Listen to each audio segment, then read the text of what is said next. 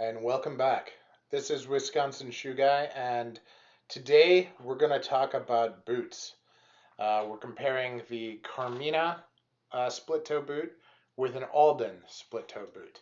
We're going to look at the shoes for what they are, what they come with in terms of features, and overall comfort.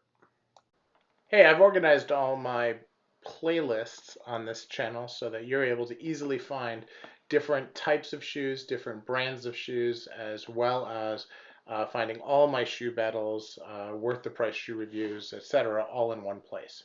Enjoy. Welcome back. This is Wisconsin Shoe Guy, and today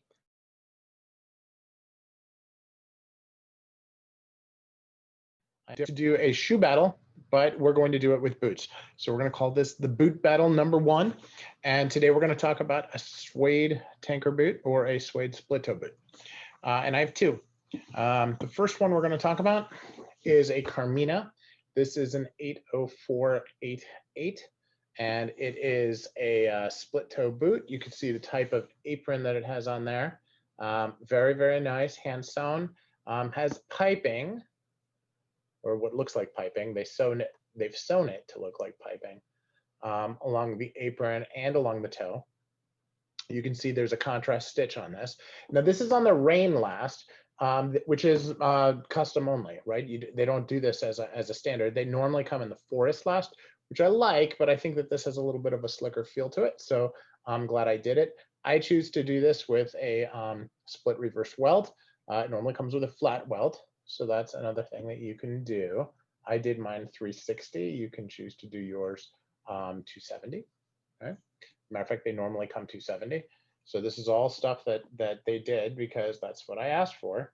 And that's what's great about the custom program at Carmina. Okay.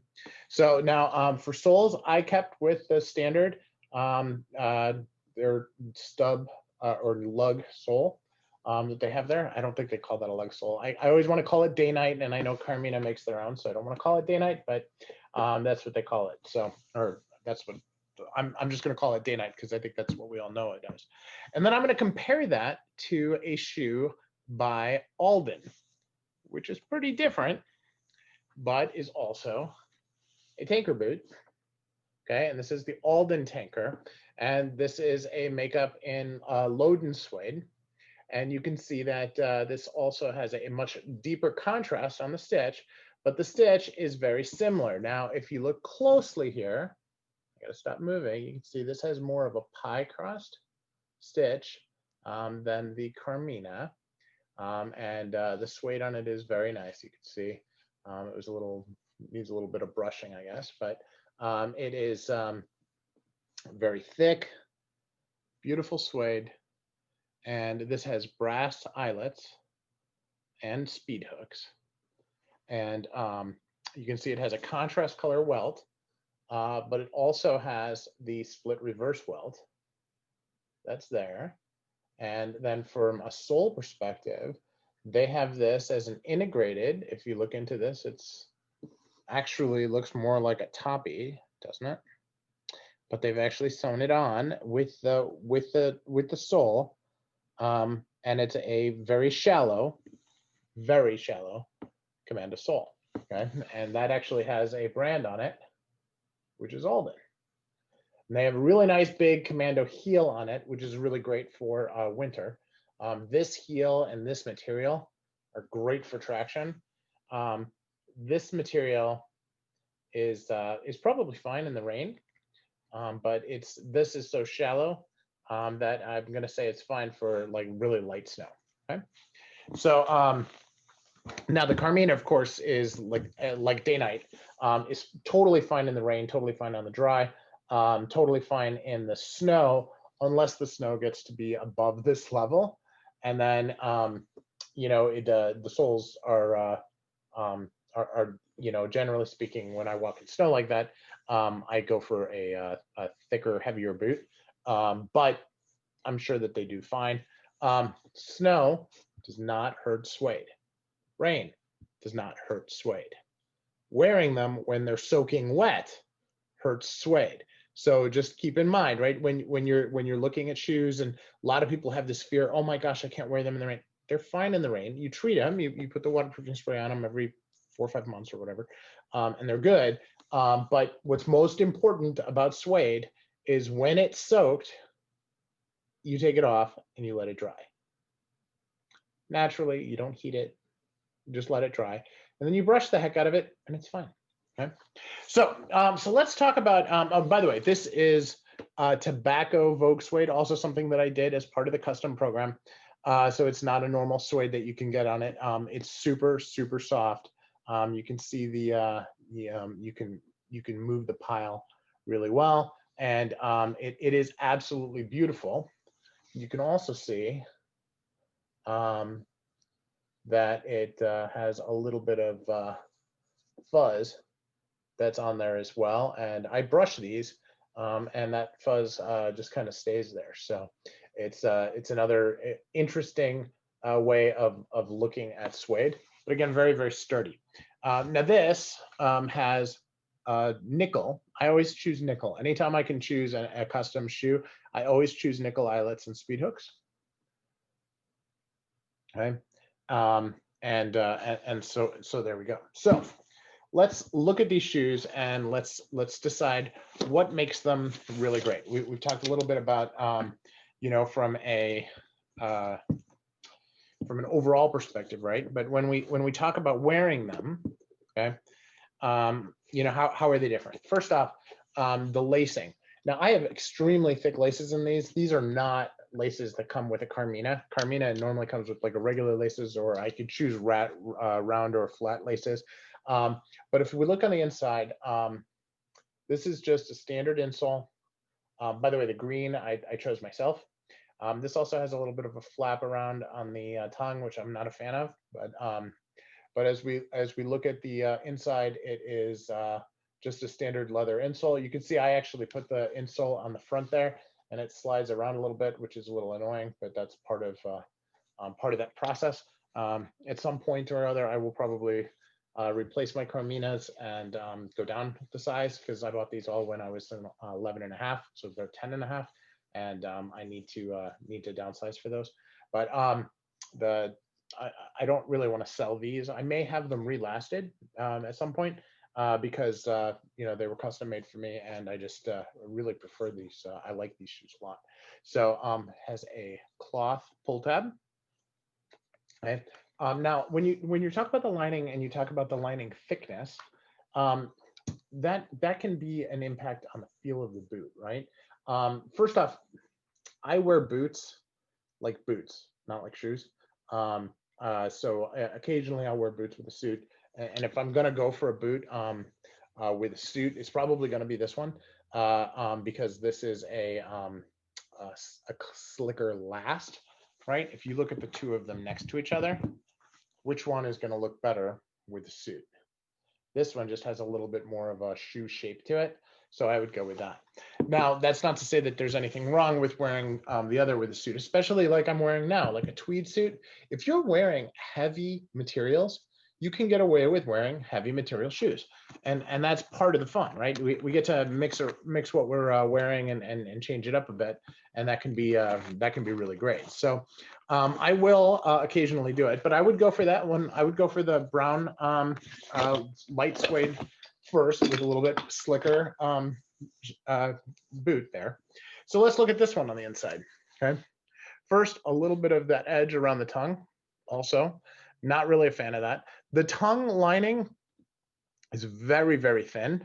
Okay, and actually, if you look at it, you can see that it wrinkles really easily. It's probably like belly leather. I mean, it's not a very good leather on that part of the lining, but it's very soft, which is nice. Now, you look at this lining, and this screams, hey, wait a second, you're wearing Aldens. Okay? This is Alden quality lining. Just really nice. Okay. Now, Aldens do not have the suede at the heel, so that is open. And then when you look on the inside here, just a really solid inside of the shoe, genuine leather insoles, just like everybody else, and a really solid look. You feel the heels are exceptionally solid on the shoe. Now my foot, these are long, okay? This comes on the Barrie last, and the Barrie last, they always say take a half a size off. And I didn't realize when I actually measured them up against other shoes the same size, that they are actually longer. These are not, because this is a half size bigger. So that's just something to think about. For me, the reason that I kept this is because the ball here and where I actually bend the shoe is right here, which is where it's supposed to be. So I tend to like that a lot. You know, I feel like my foot is very secure in these boots, so like that a lot too. As we go now, you know, it's different when you're spending what you spend on boots, okay? And I want to throw this out there, and I want to get your guys' take on it. If you're spending, you know, 400, 350, 400 bucks on boots, you're looking for something that is going to meet the use case of how you're wearing it, the style you want, etc. Right?